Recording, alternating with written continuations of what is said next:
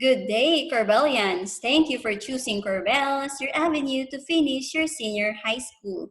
As Corbel tagline says, dare to challenge your destiny. Welcome to my class. Your subject with me is Introduction to Religions and Belief Systems. I am your professor for this subject for this semester. I am Mrs. Rosalyn S. Balofinos, LPT MAED. Welcome to my class. For our first topic, we have understanding the nature of religion, its definition of terms. To better understand this subject, let me introduce to you the subject description or what the learners should achieve and learn after this course. Now, this subject aims to explore the main tenets and practices of Hinduism, Theravada Buddhism, Mahayana Buddhism, Confucianism, Taoism, and Shintoism. They are expected to demonstrate the understanding and appreciation as well of one's faith and that of others. So it helps learners to understand the historical context of the 9 religions and appreciate their uniqueness and similarities and promote mutual understanding among believers of different faiths. So let's go with the learning objectives. So at the end of this lesson, the students are expected to, number 1, give an example of belief system or a worldview. Number 2, differentiate between religion as human's way to God, theology as a study of God's way to human, and philosophy as a reflection of humans' lived experience with God. Then number 3, differentiate religion from A, spirituality, B, theology, and letter C, philosophy of religion. Now, let us discuss what is religion. Religion came from the Latin words re, which means again, and lig, which means to join or connect. So in a Latin term, relegere, it means to rehearse painstakingly. So religion is also seen as a set of beliefs and practices that relates to the metaphysical and transcendental issues. So religious beliefs are primarily formed within the context of a particular religion and provide a framework of connectedness to the divine. So it highlights the relationship of an individual and the divine. The believers and worshippers participate in devotional or contemplative practices. So what are these contemplative practices? We have prayers, we have also meditations, and we have also some rituals. So to highlight its definition, it is defined as the relationship between humans and that which they regard as holy, sacred, absolute, spiritual, divine, or worthy of special reverence. So that's the definition of religion, the relationship of human with God. Now let us differentiate these 3 terms: belief, faith, and belief systems. So when we say belief, it is our conviction concerning particular ideas. So when we say faith, it is generally defined that is not based on proof. Belief is basing on proof. When we say belief systems, this is a general term. These are stories we tell to ourselves, to others, or ideas we hold that define our personal sense of reality. So generally, belief shapes our ideas regarding our reality and is influenced by our perception from the mind and with our experiences coming from our ideas. For example, we believe that certain objects such as tables and chairs as well as trees have lives. So with that, we come up with our belief that it has life. When we see chair as something that we only sit on, that's our belief. But when we see chair as something that is sacred, you will be keeping it. But that is your belief. Now, according to Merriam-Webster, worldview is a comprehensive conception or apprehension of the world, especially from a specific standpoint. So while belief systems attempt to explain larger issues of philosophy, fundamental beliefs and ways of doing things, worldview tries to explain and interpret reality, history, and civilization. So we have different major worldviews around the world, and usually we have only four. The first one is we have monism, we have polytheism, we have monotheism, and we have atheism. So are you familiar with those four worldviews? Let's see if later if you know those four worldviews. To better understand worldviews, please take a look on the two figures. So we have figure 1 and figure 2. So this provides basis for a deeper understanding of worldview. So figure 1, notice that the sensing, thinking, knowing, acting self exists in the milieu of the world.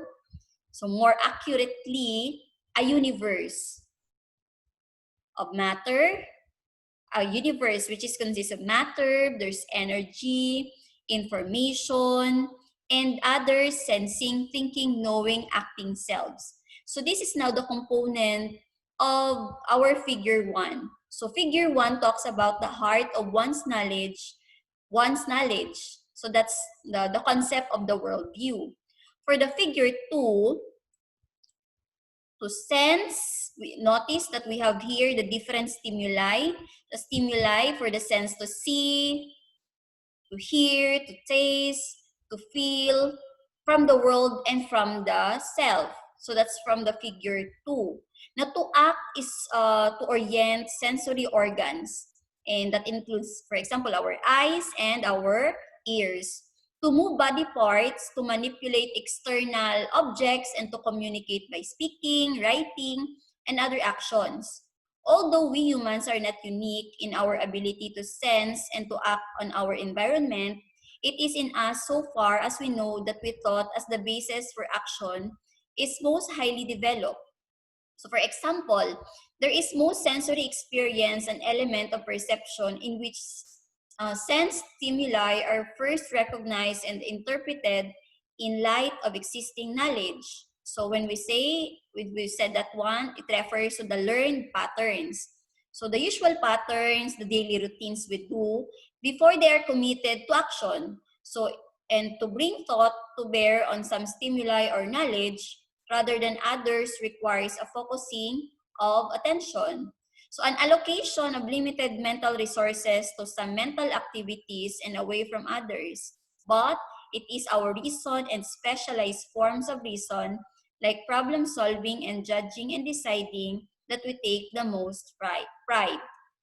So meaning to say, figure 1 and figure 2 is interconnected. This is now the heart of one's worldview. Now, this is now the action or the entire component of one's action.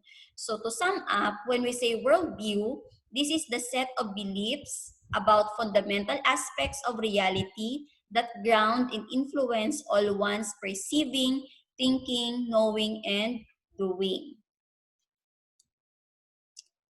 Now, let's talk about the four worldviews. First, monism.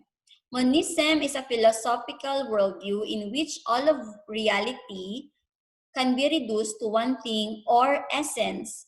This view believes that all is one. Monism is used in variety of contexts, particularly in philosophical discussions on epistemology, ethics, and metaphysics, and even in our philosophy of mind. The underlying concept of monistic worldview is always that of oneness in dealing with human, nature, and other aspects of reality. Monists deny that the distinction between body and soul. It is considered as one. Matter, spirit, and object, subject, matter, and force, they perceive as one. It is perceived as one. They believe that all aspects of reality are merged into a higher unity. So typically, for polytheism, it's quite opposite. Typically, each deity or god is distinguished by a certain function and often has human characteristics. So polytheism refers to the belief in and adoration of several deities. So this is true for the ancient Greeks and Romans, whose gods and goddesses were both human in appearance and behavior. So Greeks and Romans are polytheists. Monotheism, from its term from the root word mono, which means one. So monotheism is the faith in a single and powerful God.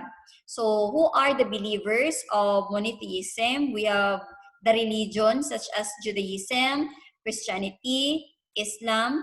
They're considered as monotheistic religions. So we have some activists who are considered as atheists.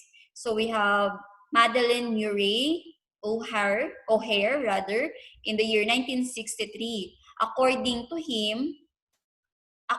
her, she defines atheism as the view that accepts reason and aims to establish a lifestyle and ethical outlook verifiable by experience and scientific method. So atheists don't have a common belief system. So they don't believe in Bible, they don't believe in sacred scripture, they don't have even a recognized authority. So let's talk about the elements of religion. So we have 5. So these 5 elements are the main component of religion. So a certain religion will not be complete kapag nawala ang isa. So let's tackle it one by one. So let's start with beliefs. So religion combines elements of belief systems and worldviews, as they do not only seek to explain the existence of all things, but also have sacred histories or narratives which are preserved in their scriptures. Various world religions may have different beliefs, but they have in common, and what is that common thing? Individuals who adhere to them profess faith and acceptance of these beliefs. So paniniwala. So bawat relihiyon, bawat tao ay may kanya-kanyang paniniwala. Organizations are organized set of beliefs, rituals, and emotions. Every religion has its own structure and function, and every individual member is expected to perform a certain role. For example, Islam. This is based on the primary tenets of faith known as the 5 pillars. So this outlined the main obligation expected to the faithful Muslims, and they influence the actions and beliefs of adherents. We have also another indication of organization is the existence of hierarchy and a symbol of authority. So for example, the Roman Catholic Church, for instance, recognizes Pope as the leader of the church, and he and the bishops of the church can make decisions regarding faith and morals that must be followed by the faithful Catholics. Next, we have emotions and values. Religion evokes emotions such as hope, fear, reverence, and humility. So these emotions are traced to the divine and the individual's relationship with it. So religious belief also influences values, good values particularly, as religions may ascribe certain meanings to particular actions, behavior, and objects. So this in turn define ethical behavior among the faithful. Next, we have rituals and ceremonies. All religions have their respective rituals and ceremonies. Most religious rituals mark major events in life such as birth, puberty, We have also marriage and death. So these are considered rites of passage that place major life events within a larger narrative and ascribe meaning to them. So for example, in Catholicism, we have baptism, confirmation, we have matrimony, anointing of the sick. These are the sacraments that marks major life events for the Catholics. Next, we have the sacred objects and spaces. So, once you go to church, what are the usual things you can see in your church? So those are considered as sacred objects, and even the place you're entering once you go to church, that can be considered already as a sacred spaces. So sacred objects include your idols, icons, images that represents divine beings. So it can also be relics, artifacts, and remains which are associated with divine beings. Scriptures are also considered as sacred objects. So sacred spaces are locations of great spiritual significance which are often used for rituals, worship, or pilgrimage sites. So examples, churches, shrines, cathedrals, a mosque, and temples. So example, Mecca. So Mecca is a sacred city for Muslims. For the Ganges River, it has a great spiritual significance. Mount Fuji, the Holy Land. So those areas or places have particular significance to many Christian religions, as this is where Jesus Christ once lived and conducted his ministry. So those are the elements of religion. Now let us discuss theology and spirituality. So theology, I think there are those of you who are familiar with this or might have able to encounter this one already before. So when we say theology, it refers to the study of religious faith, practice, and experience, especially the study of God and God's creation to the world. Now, theological studies are done in a rational, philosophical manner and have given rise to specific schools of thought. Theology is the study of God. Most literally, when the word theology means word about God or the study of God. Without theology, our relationship with God would be limited. So practically, theology is the reason why we read the Bible, because we have theologians who taught us to read Bible. Theology teaches us that God is the creator, the sustainer, and the judge of all things. He is the Alpha and the Omega, the beginning and end of all things. On the other hand, the term spirituality. So when we say spirituality, it refers to a broad set of principles that transcend all religions. So it deals with understanding the nature of the soul and one's journey back to identifying the soul and experiencing it as one's true nature. So spirituality is the expansive science about how to be blissful. Now, religion can be considered the manifestation of one's spirituality. How? So as many people attain the elements of spirituality within the framework of their own religion. Now, let's have a deeper understanding of spirituality. Now, take a look on this question. Have you ever come across people who are religious but not spiritual?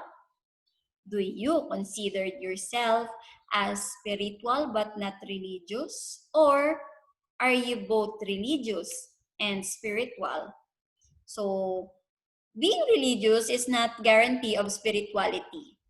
A person can be outwardly religious in performing certain religious actions or rituals while not adhering to the underlying principles of spirituality. On the other hand, it is also possible for a person to be spiritual without being religious. Those who adopt the spiritual but not religious view see spirituality as an achievement of balance between the body, spirit, and mind, as well as the attainment of overall well-being in one's life. So when we say you're spiritual and religious, your action, your words, your mind adhere to what the ethics of your religion is trying to tell. So meaning to say, you're doing good things, you're saying good things. But if you'll just go to church every day, now and then, following the different rituals, but not following the, the orders of God, meaning to say, you're just spiritual, you're you're just religious, but you're not spiritual.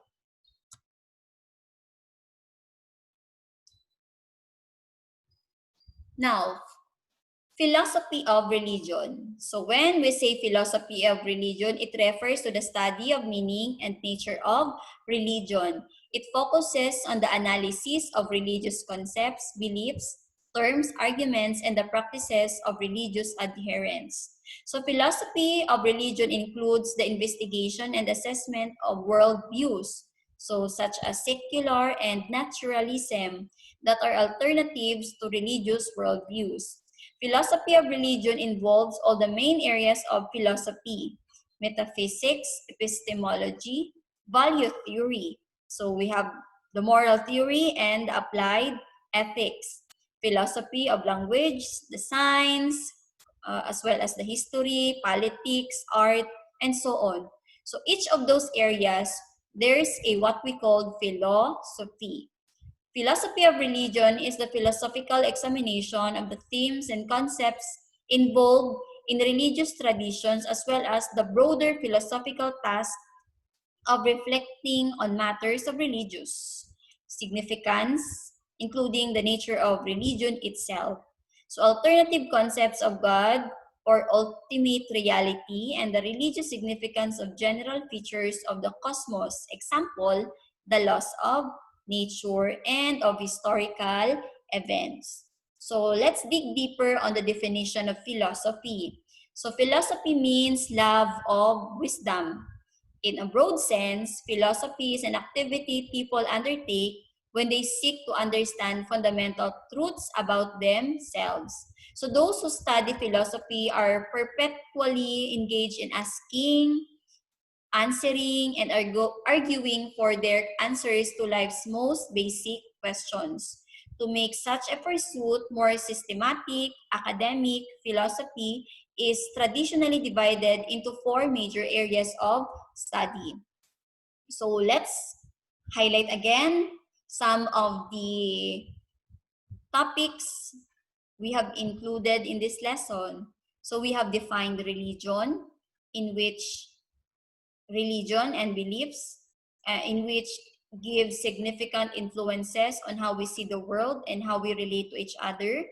Belief systems are the organized sets of beliefs and symbols that defines one's personal sense of reality. Theology is the study of the nature of religious faith, practice, and experience.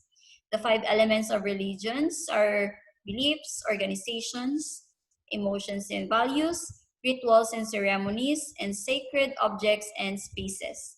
We have also philosophy is closely related to religion. Religions offer insights into the world, the meaning of life, and man's ultimate purpose. Next, philosophy looks into religious beliefs to gain an understanding of how man's relationship with the divine influences and action. Next, spirituality refers to a broad set of principles that transcend religions. Lastly, religion is considered a manifestation of spirituality because many people attain elements of spirituality within its framework.